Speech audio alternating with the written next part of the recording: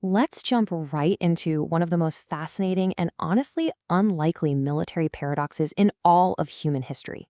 We are looking at the Mediterranean Byzantine Empire, the surviving eastern half of the Roman Empire, and diving into exactly why its supreme ruler, the emperor himself, relied on a bodyguard of northern barbarians for his ultimate protection.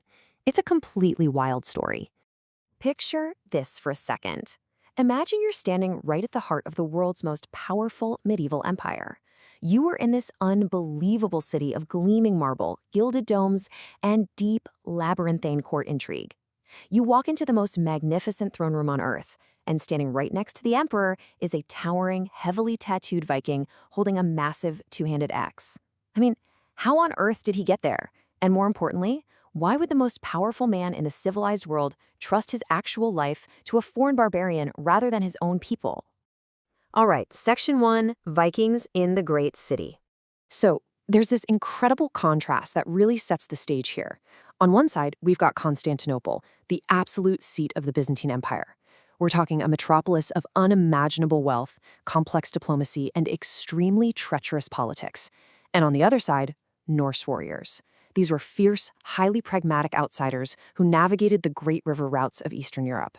When these raw, brutal Norsemen arrived in Constantinople, they were so awestruck by what they saw that they simply called it Miklagard, literally the Great City. They came seeking wealth, and well, they found an empire in desperate need of muscle. Now, it's important to realize these guys weren't just random thugs or some disorganized band of mercenaries. The term Varangian actually comes from the Old Norse word Varangiar, that literally translates to men of the pledge or sworn companions. They were absolute professionals. Their entire military culture was defined by binding sacred oaths to one another and, crucially, to their paymaster. And that very specific cultural trait of oath-keeping, that was about to become extremely valuable. Which brings us to Section 2. The Byzantine loyalty paradox. Over 50%. Let that sink in for a second. Between the years 602 and 1453 CE, greater than half of all Byzantine emperors were murdered, blinded, deposed, or forced into monastic exile. And who was doing all this? Well, it was almost always the people closest to them. Native generals with big political ambitions, aristocratic palace guards, or even their own family members. If you were the emperor, the men most likely to betray you were your very own citizens. So, the Byzantine solution to this problem is just staggering. Think about it. Native Byzantine guards had local families to protect, political factions to appease, and their own personal ambitions. They were a massive assassination risk. The Varangian Guards, on the other hand, they had zero local ties. They didn't even speak the language. They couldn't care less about Byzantine noble family squabbles. Their foreignness wasn't a liability at all. It was an absolute operational requirement. By outsourcing security to complete outsiders, the emperor bypassed internal politics entirely. Their loyalty was strictly transactional, bought with gold and bound by their solemn cultural oath. It was brilliant. This whole arrangement becomes totally official in 988 CE.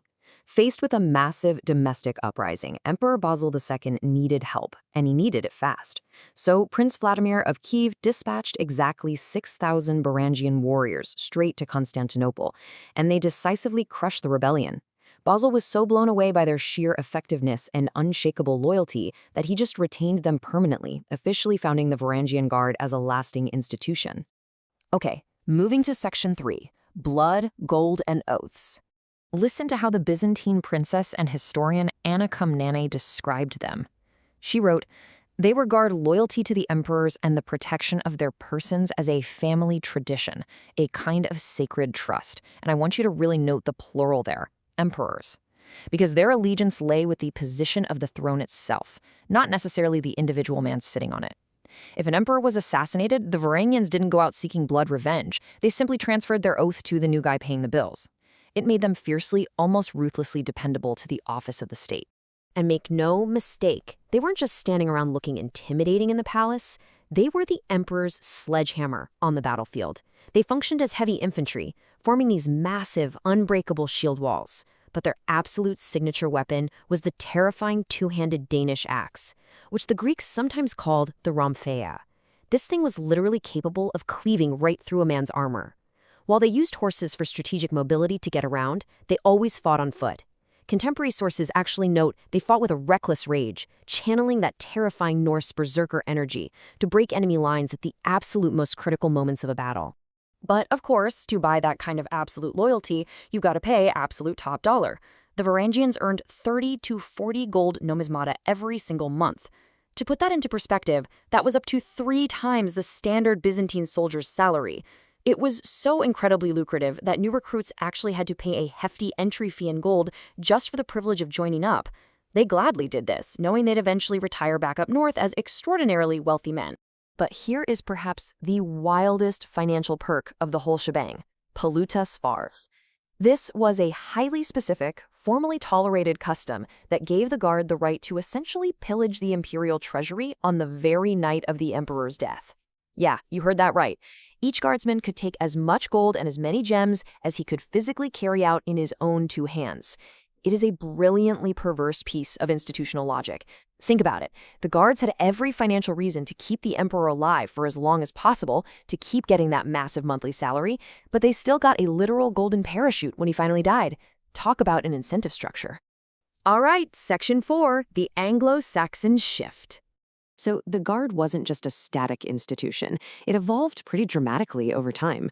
It started in 988 with Basil II. By 1034, you have absolute historical legends joining up, like the future king of Norway, Harald Hardrada, who actually commanded the Guard for years. But then, look at 1066. The Norman conquest of England literally changed the face of the unit. Thousands of displaced Anglo-Saxon warriors, fleeing William the Conqueror, sailed east all the way to Constantinople looking for a fresh start. By the late 11th century, the Guard had transitioned from being predominantly Scandinavian to overwhelmingly English. And because of that massive influx of exiles, we get this completely wild historical reality. By the 14th century, English had actually become the primary spoken language of the Guard. Just pause and think about how crazy that is for a second. An English-speaking military unit was guarding the Roman emperor's successor in Eastern Europe, thousands of miles away from Britain. Which brings us to Section 5, Legacy of the Guard. These warriors essentially acted as a bridge connecting 2 entirely different worlds.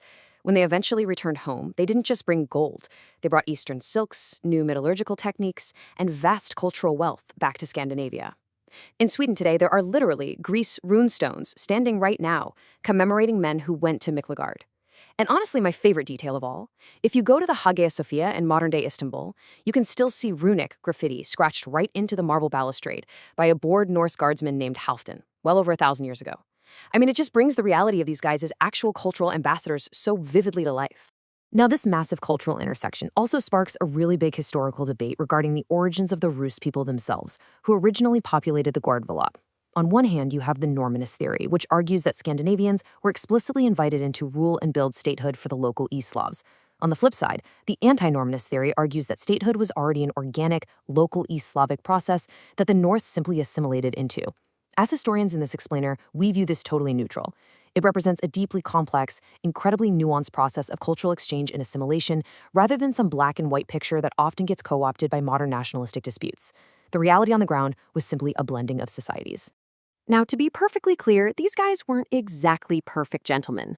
I absolutely love this quote from the Byzantine historian Michael Psilos. He said, "They were feared for their strength, trusted for their faithfulness, and known for an enthusiasm for wine matched only by their zeal in war." The Byzantines actually nicknamed them the wine bags. But the authorities completely tolerated the Guards' heavy drinking and off-duty street brawls. They just saw it as the necessary, chaotic price to pay for their absolute, unshakable loyalty to the throne. Ultimately, the history of the Varangian Guards forces us to completely rethink how we view trust and power. In a Byzantine world that was literally defined by constant backstabbing and betrayal from family and friends, true loyalty wasn't found in blood, and it wasn't found in shared heritage. It was bought with cold, hard gold and secured with a sacred oath by complete strangers. It really makes you wonder, if you were sitting on a throne surrounded by ambitious friends, wouldn't you rather trust the axe-wielding outsider who only cares about his paycheck?